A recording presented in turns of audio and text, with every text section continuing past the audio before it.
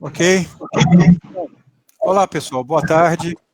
Estamos iniciando nesse momento a segunda live da programação de lançamento do livro Lawfare em Debate.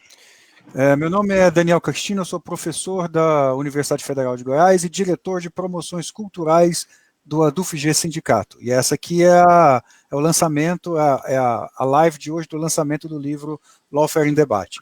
O livro é fruto do trabalho de organização e editoração das exposições e discussões realizadas durante o painel Lawfare em Debate, né, que é um projeto que aconteceu ano passado, por meio da parceria entre a DUFG Sindicato, o PROIFES Federação e a Faculdade de Direito da Universidade Federal de Goiás. Certo? A gente lembra vocês que o livro pode ser adquirido por meio do QR Code, que está na tela, certo? Ou pelo link que está fixado nos comentários aqui no Facebook. Bom, o tema de hoje é meio espinhoso e, assim, grande. Né? O tema é a Lava Jato, o SUS e a resistência em tempos de pandemia. Bom, para falar sobre o assunto, a gente convidou três pessoas especiais. Né? O primeiro é o Procurador da República de Goiás, professor Wilson Rocha. Professor, boa tarde. Boa tarde, Daniel. Boa tarde, Elias e Bia. Agradeço à ADUF pelo convite e estou à disposição para refletir sobre esses temas propostos nessa tarde. Certo. Também está recebendo a gente também está aqui com a gente, né, a presidente do Sindicato dos Trabalhadores da Educação em Goiás e também presidente da CUT Goiás, a professora Bia de Lima. Boa tarde, professora.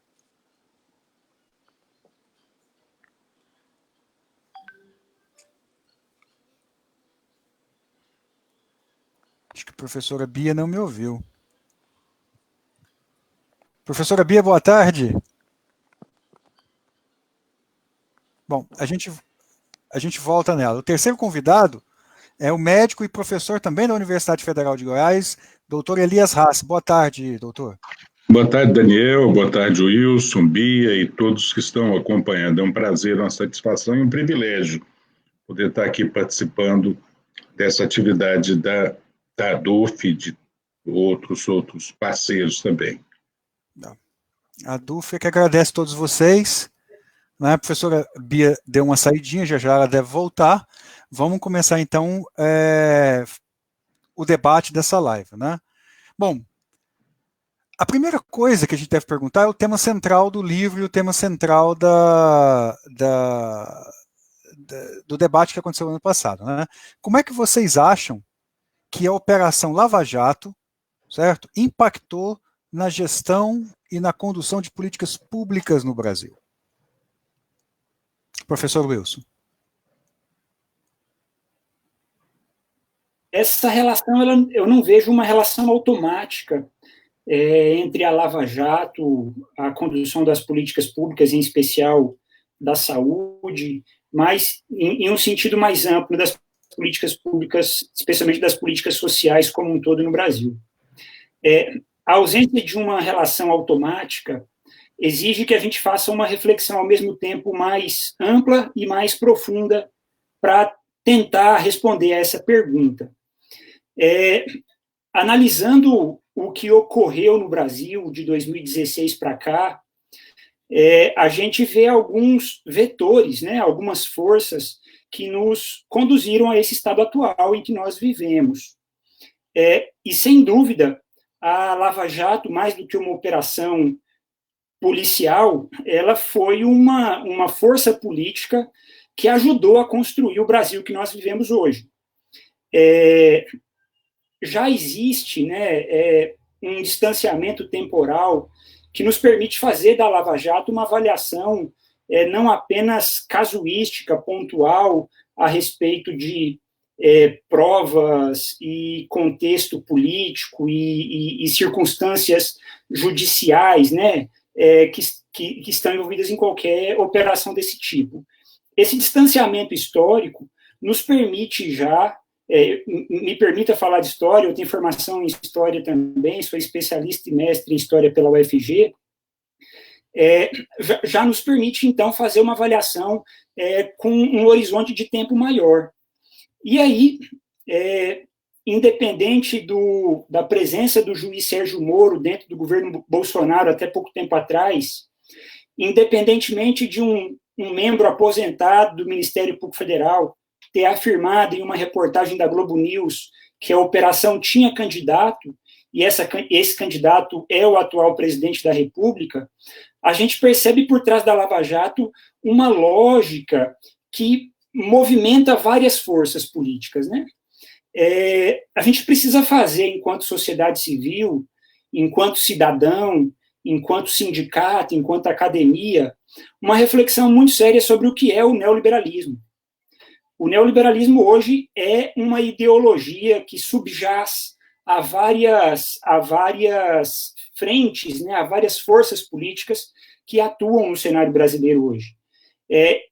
O neoliberalismo trouxe para o direito penal, para o direito como um todo, para a própria percepção que temos da Constituição, uma análise de eficiência, que muitas vezes labora contra a garantia de direitos.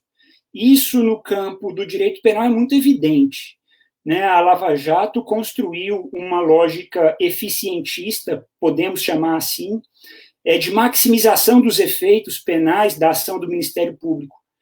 E patrocinou um projeto de lei patrocinado pelo Ministério Público Federal, mas apresentado à sociedade como um projeto de iniciativa popular, que pregava a restrição de direitos, inclusive, ao meu ver, contrária a cláusulas pétreas da Constituição, mas para maximizar a eficiência do trabalho do Ministério Público e da polícia. A gente vê esse mesmo neoliberalismo que está presente fortemente na Lava Jato, em outros campos, em outras frentes, né, da ação estatal. Na educação, a gente vê isso muito fortemente no desmonte que vinha sendo feito do SUS, de políticas públicas de assistência social, previdência, direitos trabalhistas. Então, essa lógica neoliberal é o que ata essas pontas que fazem parte aqui do nosso debate, ao meu ver, né?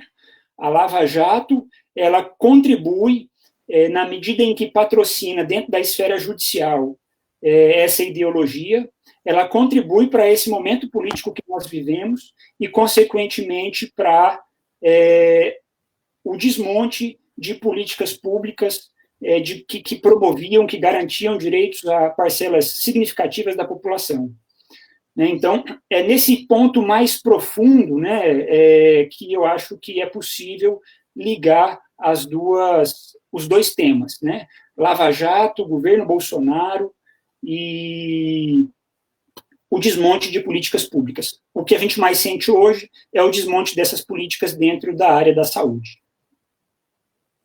Professor Mauro, o professor Elias Hassi?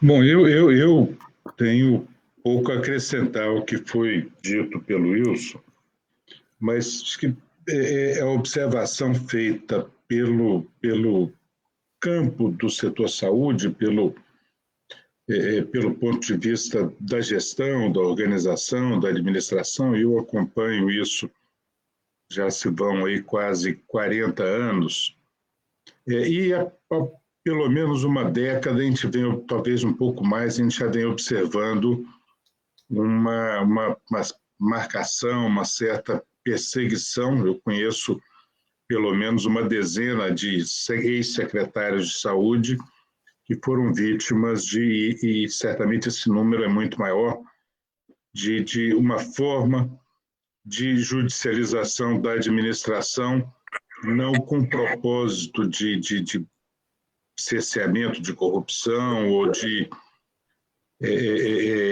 melhoria ou de aperfeiçoamento da administração pública, mas muito mais de cerceamento da administração, de criação de barreiras para o êxito da administração em inúmeros momentos. Então, eu só posso concordar. A Lava Jato, foi dito anteriormente, a Lava Jato como uma expressão do neoliberalismo e olhando assim, com foco um pouco mais no setor saúde, e isso deve ter ocorrido em outras áreas também, como também uma expressão de micro lava-jatos que existiram e que existem, que persistem nesse país como um todo. Não é? São inúmeros profissionais que sofreram perseguições, eu me coloco nesse campo também, e que após 10, 15, 20 anos de tramitação de processos infernais, uma verdadeira isso, eles acabam não dando em nada, e não é porque o ex-secretário, de uma maneira geral, obviamente que não se pretende generalizar isso, não queira a conclusão, não é ele que atrasa o processo. O que eu tenho visto, grande parte das vezes, é que após os holofotes, alguns membros do Ministério Público perdem o interesse na continuidade dessas ações. Então, no campo do desmonte do setor público e das políticas sociais, eu diria que a gente poderia até falar, né, da Constituinte 88, a Emenda Constitucional 95. A Emenda Constitucional 95, que cria os tetos para os gastos públicos nesses setores, especificamente no setor saúde, só é possível pela criação no imaginário de uma parcela da sociedade de ações como algumas que foram efetivadas, né, sob o molde, sob a égide da Lava Jato. Ou seja, isso não seria possível num ambiente oxigenado, num ambiente democrático que vinha sendo construído no país de uma maneira geral. Obviamente que existem falhas em inúmeros setores, sem dúvida nenhuma, mas a corrupção com empreiteiras no país não começou nesse momento, né? Odebrecht, Queiroz e Galvão, as 4 irmãs são de 50 anos atrás, pelo menos, ou mais. Certo. Professora Bia, a senhora está nos ouvindo, professora Bia? Oi, está me ouvindo? Opa, sim, nós estamos ouvindo. Só para reapresentar a senhora. Ouvi o Daniel, mas de qualquer forma quero aqui contribuir com a fala dos que já me antecederam. Aproveito para cumprimentá-los, doutor Wilson, o doutor Elias Rassi e o próprio Daniel, dizendo que a Lava Jato, na concepção da classe trabalhadora, foi um verdadeiro desastre, uma questão seríssima, que só daqui a algum tempo para a gente ver a dimensão que tem sido a Lava Jato para a classe trabalhadora. Nós perdemos centenas de milhares de postos de trabalho por conta disso. O PIB brasileiro, que poderia ter crescido, perdeu no mínimo 2,5%, 3% do PIB por conta da Lava Jato.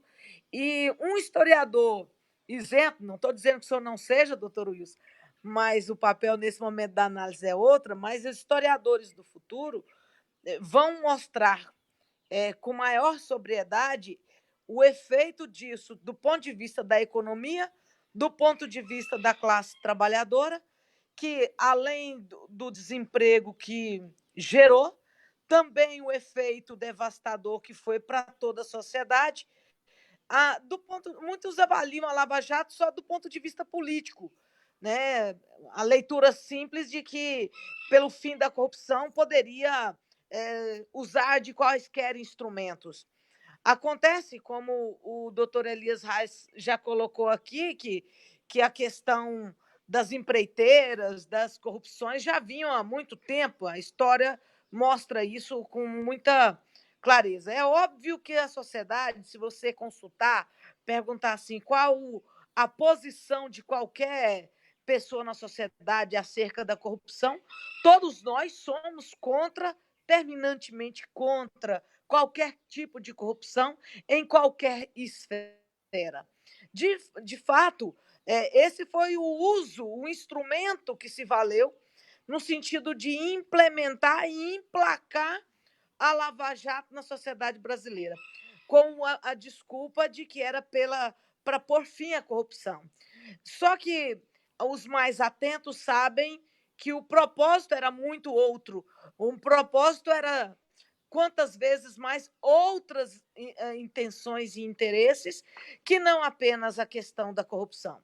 Nós poderemos observar que agora começa a se discutir a questão da independência da Polícia Federal, que sempre teve total isonomia e independência nos governos do PT, e agora estamos vendo a plena inserção dessa situação, diferentemente agora, né? As indicações, a própria saída do Moro por não aceitar isso, e tantas outras consequências que estamos a assistir. A ponto do Reinaldo Azeredo dizer que, se queremos a isonomia, a independência da Polícia Federal, teríamos que querer governos do PT novamente. Logo ele, né, dizendo isso. De qualquer forma, o que nós da classe trabalhadora entendemos é que nós defendemos, não apenas naquela época, hoje ou amanhã, nós queremos a diminuição da corrupção. Falar de fim da corrupção é querer que a humanidade dê um passo à frente e não queira nem que ela vá para o purgatório, né, para quem acredita. De qualquer forma, nós precisamos compreender que nós temos que continuar trabalhando na vertente, exigir isso mais do que nunca agora, não deixar que isso caia no esquecimento por conta dos efeitos outros e dos posteriores, para que a gente possa, inclusive, mostrar à população que, naquele momento, não conseguia compreender a dimensão que estava em jogo, mas que possa, a partir dessa questão, se fazer uma ponte para que ela compreenda o que se tinha e que se tem de interesses e que estão em jogo tanto ontem quanto hoje. Nós precisamos agora ver o efeito disso, não apenas econômico, como eu disse ainda há pouco, para a classe trabalhadora é nefasto, principalmente porque agora vão se colocar as culpas todas na questão do desemprego por conta da pandemia. O desemprego já vinha numa situação gritante, e isso significa mais pobreza, mais famílias desamparadas, e o efeito resulta, consequentemente, na saúde do trabalhador e da trabalhadora, na saúde do povo mais humilde, do povo trabalhador. E a saúde, quando nós falamos de saúde, não tem outro caminho senão o SUS. É o SUS que, na hora de dar a guarida para o trabalhador, lá encontramos. É o SUS que, por mais crítica que muitos o façam, é no SUS o melhor implemento de possibilidades de um trabalhador vir ainda ter um amparo, um cinturão de garantias para atendimento à sua saúde. E é por esse motivo que tanto nós do Sintego quanto nós da CUT defendemos o SUS amplamente, discutimos, fazemos defesa, cobramos o cumprimento dos recursos e o destino desses recursos plenamente devem chegar à estrutura do SUS. Mas nós precisamos avançar e olhar muito mais à frente nessa hora para garantir o SUS em tempos de pandemia, mas também para garantir que os recursos que foram retirados ao longo de toda essa história da Lava Jato, que depois resultou em menos recursos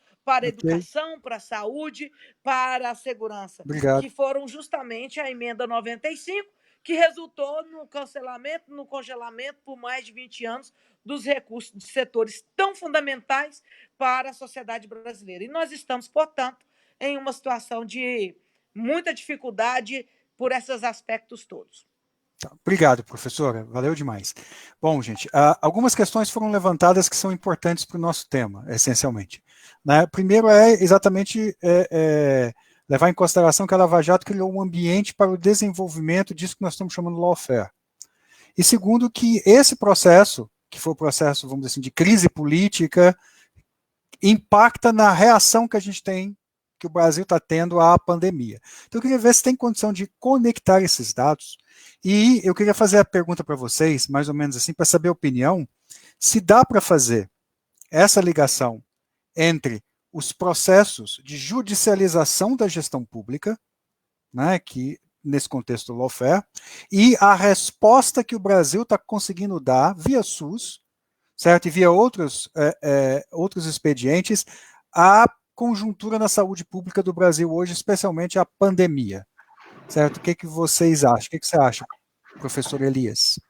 Olha, eu sinto que esse ano de 2020, a gente teve o ano que não terminou e agora parece que é um ano que não começou ainda, né? Só ilustrando isso um pouco. Ele, de alguma maneira, a crise sanitária, a pandemia que assola todo o planeta, alçou o SUS para um outro patamar na visão da sociedade e da população. Acho que o SUS passou a ocupar o lugar que ele merece, né? Esse trabalho, o desempenho, o envolvimento, a sua capacidade de intervenção tem sido comprovada de maneira muito brilhante por essas centenas de milhares de trabalhadores e trabalhadoras que constroem o SUS no cotidiano. Não é por acaso que o ex-ministro da Saúde, Mandetta, no auge da crise, ele só encontrou guarida, só encontrou retaguarda, só encontrou resposta dentro da estrutura do Sistema Único de Saúde. São 40 anos de uma construção com erros, mas muito mais acertos, que mantém o SUS nessa posição e nessa capacidade de intervenção. É a minha visão. Não é por acaso que o governo, esse desastre de governo, vem extinguindo a maior parte dos conselhos de participação social e até o momento não ousou fazer uma interferência mais agressiva com relação ao Conselho Nacional. E não é por acaso que o governo tenta desestruturar e desorganizar o Sistema Único de Saúde com essa troca constante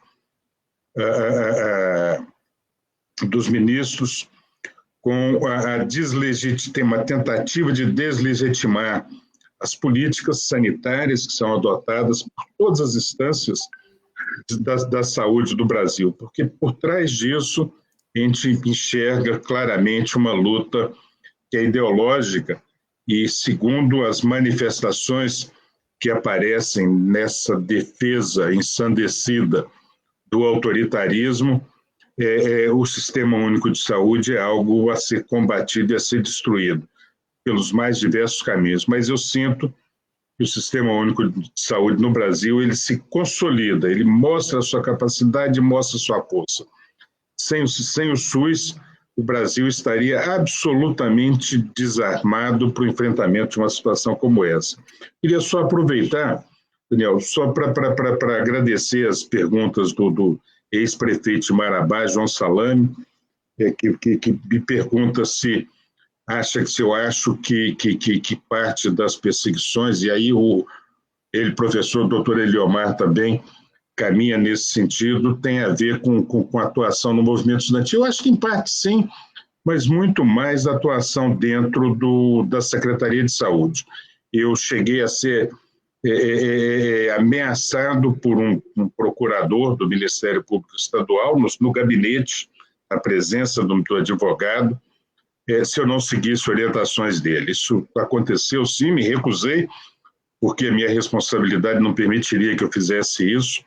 Fui ameaçado e isso consolidado, passou a entrar com ações atrás de ações, tentando me condenar. Perdeu um bocado, vai continuar perdendo, eu tenho plena consciência disso, mas reafirmo, o Sistema Único de Saúde, ele veio para o Brasil, foi criado dentro do espírito da Constituição de 88, mesmo que em alguns momentos na contracorrente das políticas econômicas. Isso ocorreu no governo FHC, ocorreu no governo Lula e ocorreu no governo Dilma também.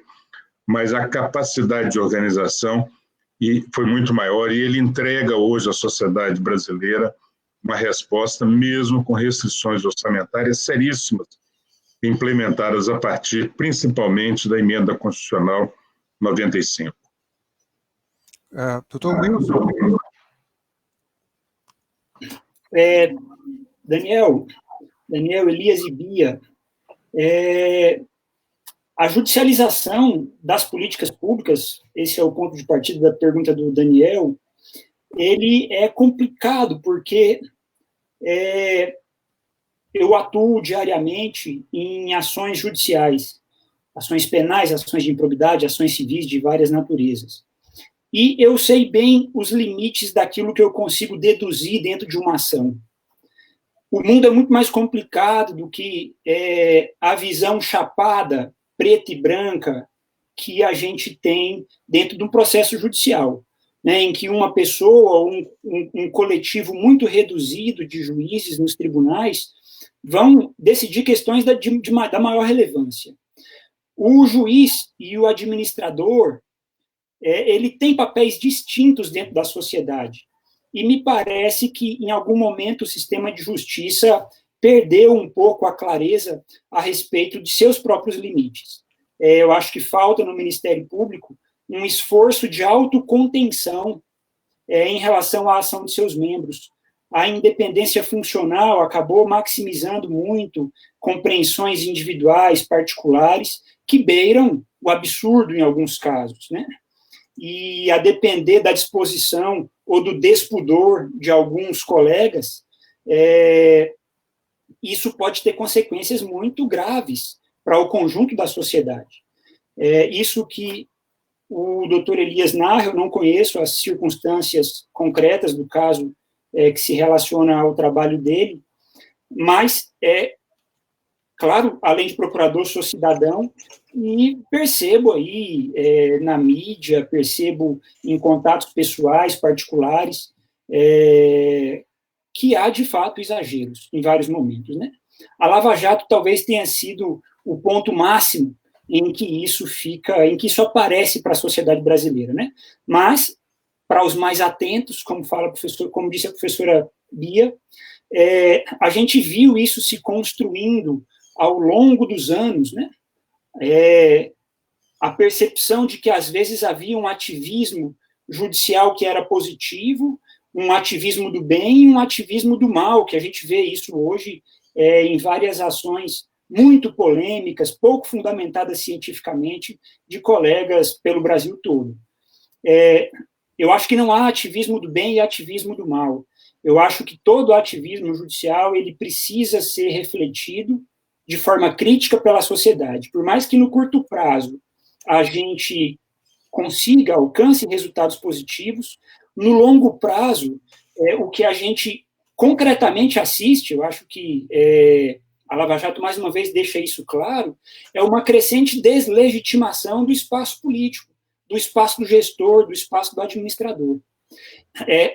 Se, dentro do processo judicial, a gente não consegue deduzir a complexidade do mundo real, eu acho que isso é possível em uma medida maior dentro do espaço político, né? Não é à toa que nós temos mais de 500 deputados na Câmara Federal, temos legislativos no âmbito dos estados, dos milhares de municípios do país, temos dentro do Poder Executivo pessoas que são eleitas, que contam com um mandato popular, né, conferido através do voto, e isso tudo forma um ecossistema que é por onde é o pulmão da democracia, né? A gente sabe que o Poder Judiciário, evidentemente, o Ministério Público, também fazem parte dessa estrutura democrática pensada em 88. Mas não há dúvida também de que a democracia respira por meio das eleições, por meio do voto popular, né? E, evidentemente, quando você respira, quando você inspira oxigênio e inspira impurezas que estão no ar aí, não é?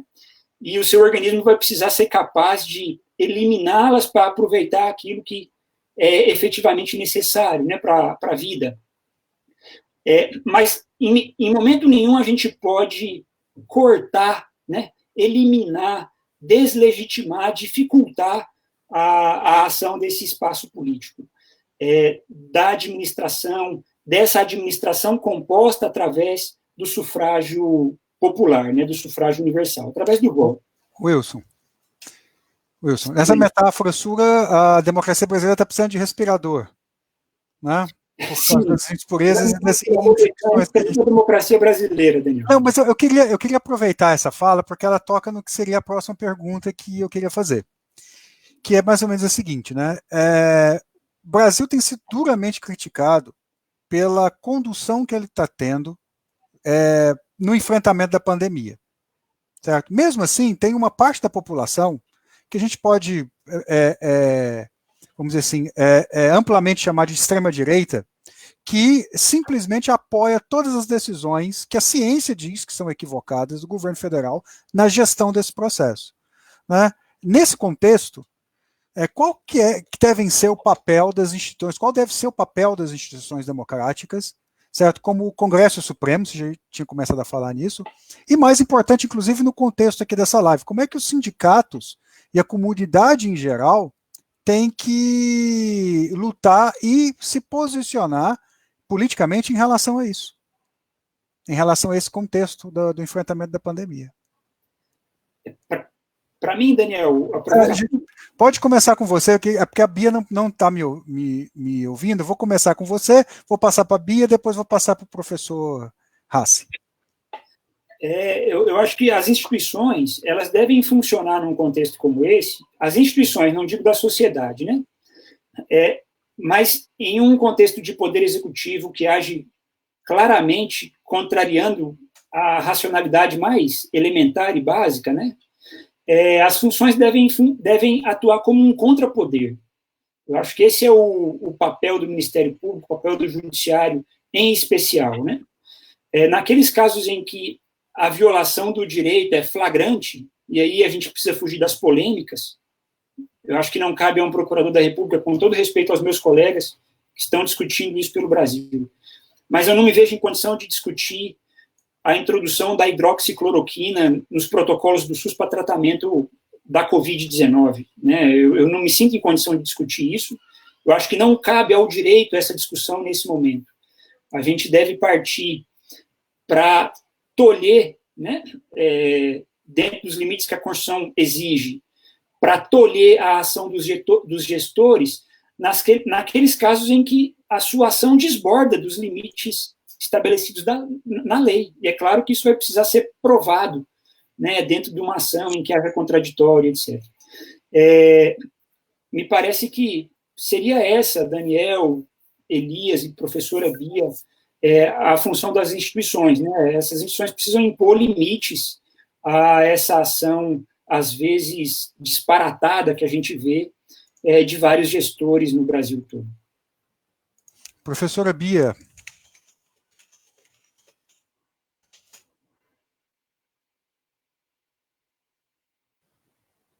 A professora Bia está na fazenda, está na chácara. A conexão dela está... democráticas aí, que, de fato, preocupam com a coletividade, de buscar dar mais voz, dar um tom mais elevado à importância da democracia. Hoje, mais do que nunca, a gente tem falado muito em democracia e menos democracia nós temos. A cada dia a gente acompanha e temos que cobrar mais e mais democracia. E os sindicatos, as centrais sindicais, estamos todos impedidos de ir às ruas por conta, obviamente, do processo de isolamento, processo da pandemia, que nós precisamos garantir a vida. Mas eu vejo que esse governo já está caindo de podre. Esse governo, a população começa a enxergar, principalmente o senso comum, as pessoas mais humildes, começam a compreender que foram ludibriados, que não era aquilo que eles pensavam e que eles queriam.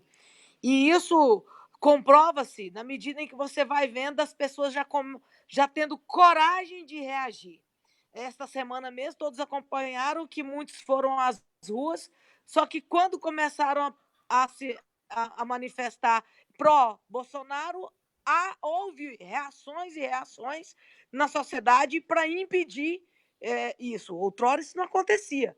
Então, isso significa que as pessoas já estão amadurecendo, compreendendo que foram enganadas, que não era essa a intenção. Quando apostaram no Bolsonaro, não era com essa visão, e começa no meu ponto de vista, a vislumbrar e sair da escuridão. É bem isso que eu vejo. É saindo da escuridão e começando a ver e enxergar as coisas com maior nitidez.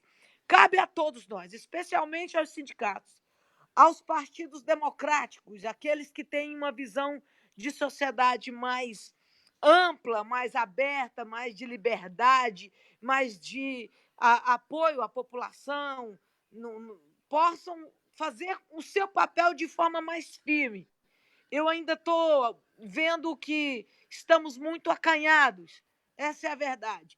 Talvez por conta da pandemia, que deixou meio que todos nós paralisados, sem saber se a gente garante a manutenção, a vida com o isolamento, mas também como é que a gente faz o nosso papel de cidadania, de garantir, enquanto dirigente, enquanto lideranças, o seu papel de organização das massas, enquanto entidades que precisam e têm um papel crucial em momentos tão fundamentais como agora, e nós estamos no momento ímpar, tanto numa situação que ninguém nunca viveu, de isolamento absoluto como agora.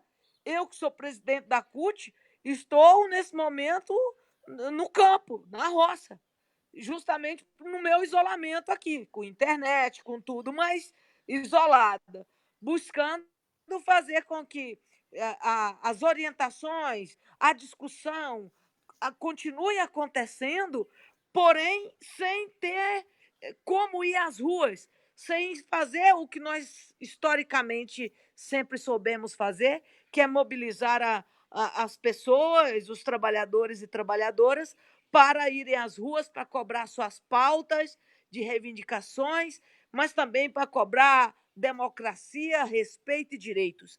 Então, nós estamos tendo que reinventar em tudo por tudo. Desde a escola, eu que sou professora, desde a escola tendo que reinventar aulas não presenciais, como também tendo que reinventar a forma de organização dos trabalhadores e das trabalhadoras para defender nossas pautas reivindicatórias.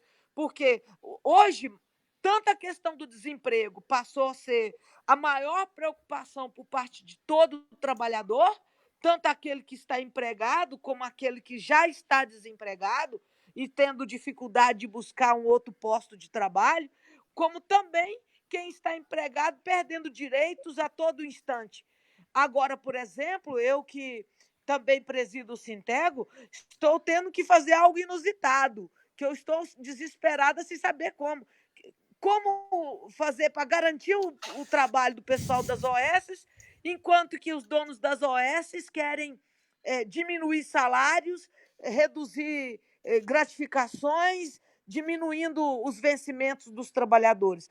Então, há uma situação hoje que nunca antes eu poderia imaginar e estaria vivenciando. Concordar com redução de salário para manter emprego e, mais ainda, sem como ajudar aqueles que estão desempregados. Nós fizemos um 1º de maio que nós chamamos de solidário, porque a única coisa que nós podemos fazer é buscar nos organizar e ainda ajudar aqueles que estão em situação de maior dificuldade e pobreza.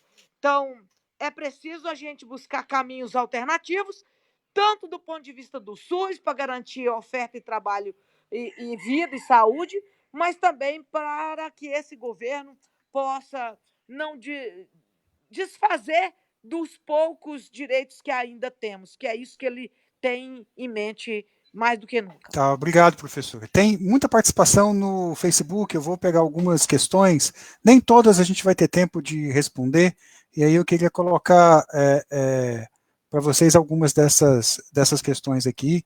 A primeira é para o professor Elias. né, o organizador do nosso livro, o professor Osmar Pires Martins Júnior, pergunta sobre a situação do IPTESP, da UFG, e da relação que ela tem com esses agentes estatais e do lawfare. Você poderia comentar um pouquinho, professor Elias? Olha, o IPTESP é o Instituto de Patologia Tropical e Saúde Pública, Saúde Coletiva, anteriormente chamava Saúde Pública. Tem alguns departamentos de imunologia, parasitologia e um departamento de saúde coletiva, que é historicamente o centro formador dessa quantidade enorme que existe hoje no estado de Goiás de profissionais que atuam com olhar de epidemiologia, de planejamento, de gestão, e se expandiu para outras universidades também, né? Ainda bem que se expandiu, felizmente isso aconteceu. Há alguns anos atrás, poucos anos atrás,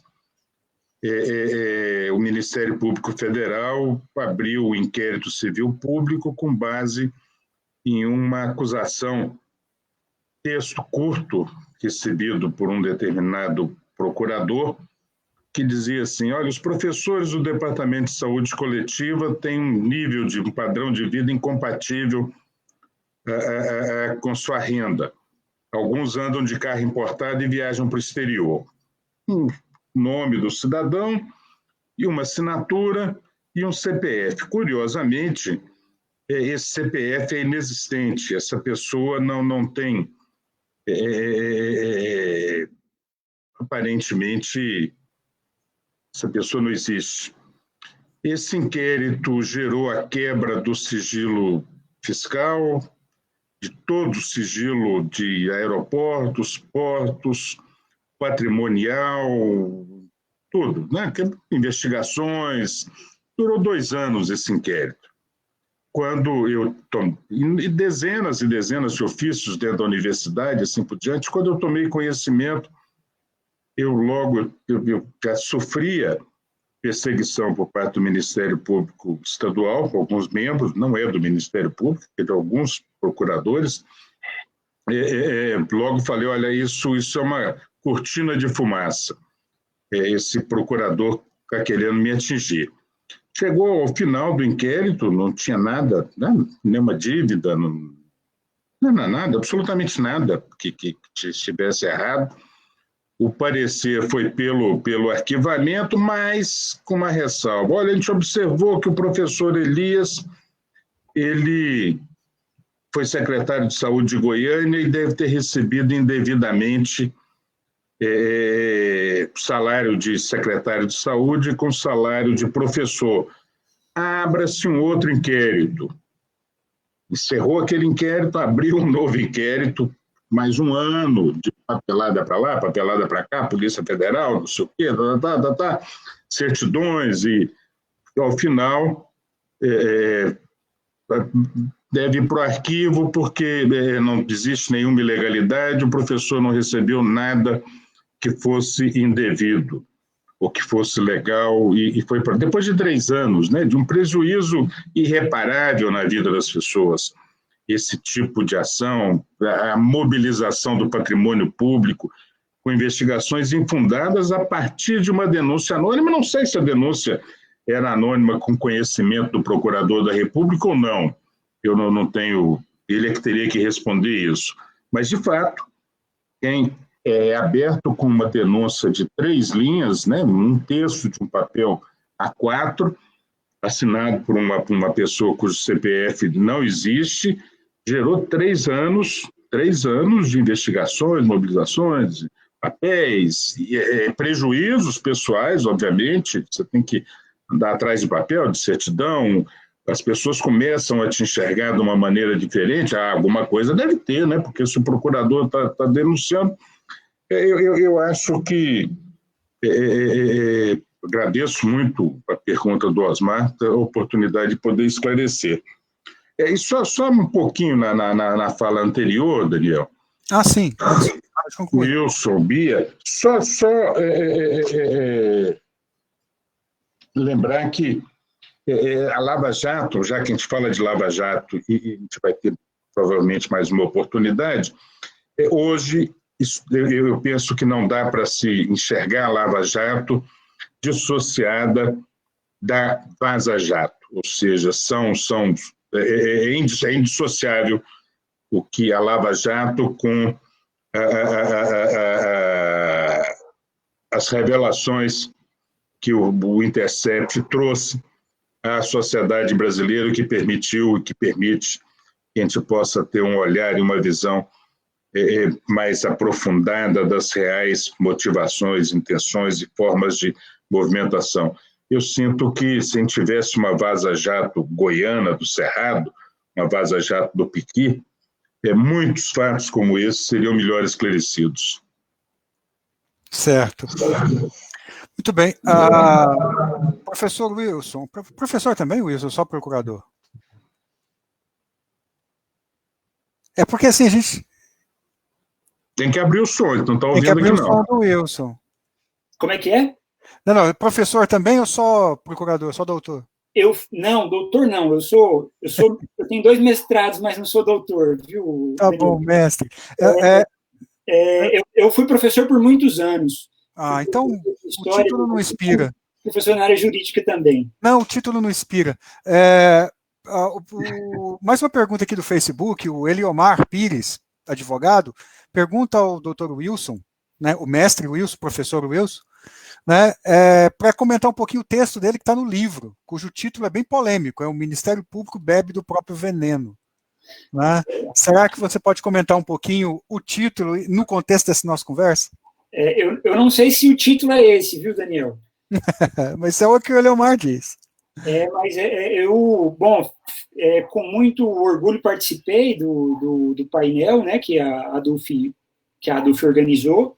Inclusive, junto comigo, o professor Elias, estava o editor do Intercept, um dos editores do Intercept, acho que o editor executivo, não me ocorre o nome agora. Leandro Demore. Isso, Leandro Demore, grande Leandro Demore. E é mais ou menos isso, né? O Ministério Público começa a sofrer os efeitos da sua própria ação. Eu acho que não há, em relação ao Ministério Público, aquela alegação de que ele simplesmente sofreu os impactos da ação de um terceiro, né? O Ministério Público trilhou o caminho, construiu as pressões que ele sofre hoje, né? A Associação Nacional dos Procuradores da República, associação da qual eu me desfiliei por não concordar com a ação da associação, da diretoria da associação, ela reclamou muito, por exemplo, da escolha do atual Procurador-Geral da República, que não observou a lista tríplice, que no nosso caso, no caso do Ministério Público Federal, é uma lista organizada pela própria Associação Nacional de Procuradores da República, né? Então, o Ministério Público Federal começa a sofrer de forma muito evidente os reflexos do seu trabalho, né? O Ministério Público não teve, na minha opinião, a grandeza ou a amplitude de visão para enxergar os reflexos políticos de longo prazo daquilo que ele fazia. O Ministério Público hoje sofre um processo de deslegitimação social junto a setores muito importantes da sociedade brasileira e do qual a gente não vai conseguir superar no curto e médio prazo. Né? A gente vê outras instituições assumindo funções que o Ministério Público Federal, ou que parcela do Ministério Público Federal no passado exerceu com muita dedicação, com muito esmero, né? A tutela coletiva que a gente fala hoje, a gente vê ações importantes de outras instituições ocupando os espaços que o Ministério Público Federal deixou, na medida em que priorizou a história do combate à corrupção e desassistiu diversas áreas que ajudaram a construir a legitimidade que a instituição goza ou gozava até pouco tempo atrás. Então, além da PEC 95, né, o Ministério Público hoje discute o fechamento de unidades no Brasil inteiro, em razão dos limites orçamentários que foram impostos pela PEC do teto. Então, o Ministério Público Federal, com certeza, penso eu, vai precisar dar muitas explicações para a sociedade, não só para o cidadão, mas para outros atores políticos que conseguem, a partir dessa visão mais ampla da nossa ação, criticar de forma muito consistente aquilo que a gente fez aí nos últimos anos. Como membro da instituição, isso me preocupa, mas não tem no meu coração, Daniel, Elias e Bia, não há corporativismo, tá? Eu acho que a fidelidade a fidelidade à qual eu devo me ater é a fidelidade à república, à coisa pública, à sociedade, aos bens que pertencem a toda a sociedade brasileira. Eu não tenho preocupações em relação à preservação de uma instituição que erra e que insiste no erro em diversos momentos, né?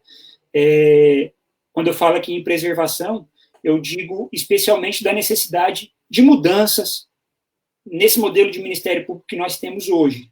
Eu acho que cabe à classe política, ao conjunto da sociedade, uma reflexão muito profunda sobre o que queremos, enquanto sociedade, dessa instituição batizada como Ministério Público, né? Eu acho que isso precisa ser repensado de modo a assegurar uma instituição mais democrática, em que haja controle popular da ação de todos os membros da instituição. Acho que a gente não deve temer esse controle democrático popular, porque isso é a base de nossas liberdades. Isso é o que construiu o Ministério Público que nós temos hoje, com todas as suas prerrogativas, garantias, um salário excepcional que está no topo do funcionalismo público, né? Então, precisamos pensar e repensar, pensar o que fizemos e repensar o conjunto da instituição.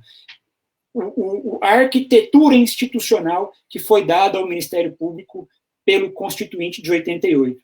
Talvez caiba pensar se esse modelo não é um modelo que, historicamente, cumpriu o seu papel e a gente precisa avançar para um Ministério Público diferente. Obrigado, professor, doutor, mestre Wilson. Bom, gente, a gente está chegando ao final da nossa segunda live que entrega o lançamento do livro. Todos esses debates estão no livro, aconselho vocês a comprar e ler com cuidado, que vocês vão ver todos esses debates sendo reverberando dentro dos textos, né? Lembrando que o lançamento oficial do livro será na próxima sexta-feira, dia 22, certo? Também numa live, a gente vai deixar os avisos aqui. Aí agora eu gostaria só de passar a palavra para os nossos convidados, já agradecendo bastante a participação de cada um, acho que foi uma conversa muito legal. Vocês têm aí uns 3 a 4 minutos para fazer um encerramento final para cada um de vocês. Vamos começar com o professor Elias, depois o professor Wilson, depois a professora Bia.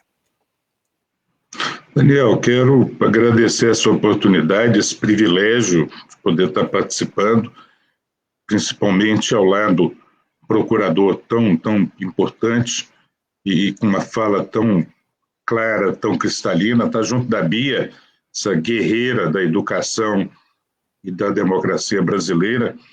E só finalizando, né, os nossos tempos de pandemia, acho que nenhum de nós imaginava que fôssemos passar por isso, né? Essa geração inteira, essa crise planetária, e que tem aspectos, obviamente, que são muito ruins, né? De um lado, um governo que insensível à dor, insensível ao sofrimento, pouca capacidade ou incapaz de organizar uma intervenção de liderança na sociedade para que a gente possa passar por essa tormenta com menor sofrimento, mas também isso é esperado, né? Uma candidatura que defendia e defendeu e continua defendendo a tortura e torturadores como forma de ação política, não poderia ter sensibilidade com o sofrimento, com a dor, com a doença e com a morte de milhares de pessoas. Mas se por um lado nós temos esse lado, por outro lado isso tem oportunizado novas reflexões. Eu tenho a esperança de que a gente vai sair com dificuldades dessa tormenta, desse terremoto que assola o planeta inteiro, mas que a gente também vai conseguir sair com uma grande capacidade de crescimento. Resistência em tempos de pandemia também é manter nossa mente, nossa cabeça, nossa alma com essa sanidade, essa nossa capacidade de diálogo. Muito obrigado, agradeço do coração essa oportunidade que me deram e esse privilégio. Wilson. Professor Daniel, Elias e Bia, o tema da nossa fala, da nossa conversa aqui, era a resistência em tempos de pandemia, né? Acho que cabe nessa fala final a gente manifestar o desejo de que a sociedade gradativamente consiga se organizar, que os setores progressistas consigam se reorientar do caos que foi criado a partir das ações em várias frentes ocorridas nesses últimos 4 anos, né? Pelo menos desde o golpe de 2016. Quer dizer, há uma desorientação geral, um momento histórico novo, né? Essa coisa da pandemia é algo inusitado, né, para todo mundo, surreal em grande medida, e exige de todos nós essa palavra que o professor Elias citou aí no final, né? Primeiro, serenidade, sanidade, para que a gente consiga manter esse equilíbrio interior, né? Preservar a sanidade dentro das nossas famílias, nas nossas relações pessoais, e construir uma reflexão muito densa, muito profunda, que não pode ser feita de forma individual, né? Nesse sentido, o livro que eu espero que a gente tenha na Palavrear, viu? Tem alguém perguntando aí se teremos livro na Palavrear, espero ter lá, assim que a gente reabra, a venda também na livraria da qual eu e minha esposa somos proprietários, do setor universitário, mas o livro tem essa função de tornar público reflexões pessoais, né? E a partir das várias reflexões ali contidas, que a gente consiga pouco a pouco ir se reorientando, se reorganizando, do ponto de vista da sociedade primeiro, não cito aqui instituições, porque acredito cada vez menos em instituições, mas precisamos de uma sociedade mais consciente, mais crítica, e o papel dos sindicatos é fundamental nesse processo de reorganização, a academia é fundamental. Temos um longo caminho pela frente, né? Essa é a minha percepção, e precisamos manter, então, essa serenidade, a sanidade pessoal de cada um de nós, individual, dentro das nossas casas, primeiro, para que, assim que possível, essas forças progressistas ganhem as ruas e a gente consiga retomar o controle do país, né? O quadro atual é o mais difícil possível, mas precisamos manter, sobretudo, a esperança. Obrigado, Wilson. Professora Bia?